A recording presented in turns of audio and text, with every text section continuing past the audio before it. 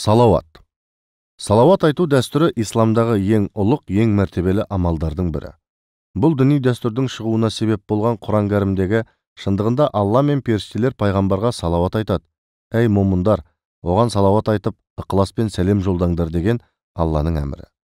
Осы аят түскеннен кейін Мұхаммед пайғамбарға салауат айту мұсылмандар арасында әрі сенім, әрі дәстүр ретінде қалыптасты. Тіпті кейбір мазғаптың ғұламалары салауатты парыз деңгейіне дейін көтерген. Бұл бір жағынан Мұхаммед пайғамбардың басқа нәбилерге қарағанда дәрежесінің жоғары екендігін көрсетеді. Көне қиссаларда барлық пайғамбар бейне бір оған үмбет болуды армандап салауат айтып жүреді. Сондай бір аңыздарда олардың осы армандары былайша суреттелген.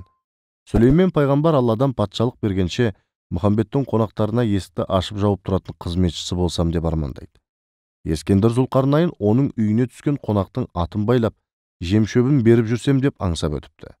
Ердәуіт оның меймандарын әсем әнмен тәтті күйге бөліп, құмарын қандырсам деп қиялдапты. Қызыр ата Алла хабибісінің дастарханында шай құйып, кесесін ұзатып отыруға зар болыпты. Ал Ыбрайым Халилулла Мұхаммедтей дүрді көрмедім деп еңірегенде етегі жасқа толған екен. Мұса Кәлимулла оның сұхбатында бір рет уағыз тыңдасам деумен үш құса боп өтіпті.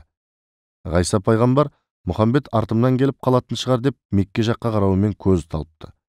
Нұх пайғамбар Нұрахметтің көркем мінезін суреттеуге менің 1000 жыл ғұмырым жетпейді деп күрсінген екен. Жүсіп пайғамбар Мысырдың тағында отырғанша Мұстафаның атқосшысы болсам деп Аллаға назын айтыпты. Жақып пайғамбар оның қонақтарына ет асып, қымызын сапыратын аспаз болсам депті. Ыдырыс пайғамбар пейіштің мәңгілік өмірін Мұхаммедпен өткізетін бір күндік сұхбатқа қуана-қуана айырбастар едім деп жұмақта жылайды екен. Алланың пайғамбарға салауат айтыңдар деген әмірі келген кезде бірнеше сахаба пайғамбарға келіп, «Я Алланың елшісі, бізге салауат айтуды үйрет» деп өтініпті. Олар салауаттың үлгісін пайғамбардан үйренген. Пайғамбарға құрмет көрсетіп, салауатты өте мол айтқан адамның жүрегінде пайғамбарға деген ғашықтық сезім орнайды. Яғни салауат айтумен мұсылманның ішкі жан дүниесі нұрланып, оның рухы пайғамбар рухымен тілдеседі деп сенген.